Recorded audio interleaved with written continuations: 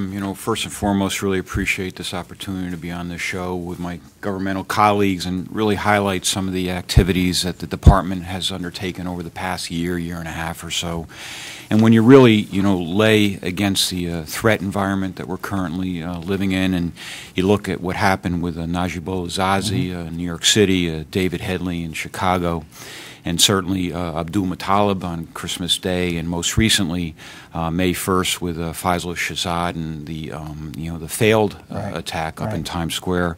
It's really important to recognize what we have here domestically with the United States as it relates to 750,000 very dedicated law enforcement personnel,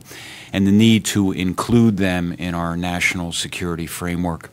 And that's something that the Secretary, since her very first day, has embraced. And how do you leverage those individuals, and how do you get information to them?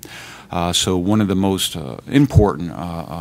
procedures, and topics that we're focusing upon is the fusion centers in the country and building that national network. So the Secretary has really charged INA, and INA, by the way, is their advocate as it relates to the integration of that information, getting the information from the intelligence community and sharing that with the fusion centers. So I believe that program is extremely important.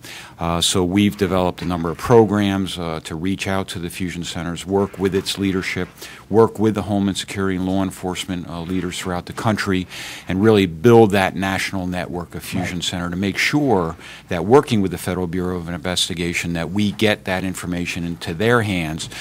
so they know what to be aware of, and how to report it, how to get it back to the fusion centers, and then how to share that information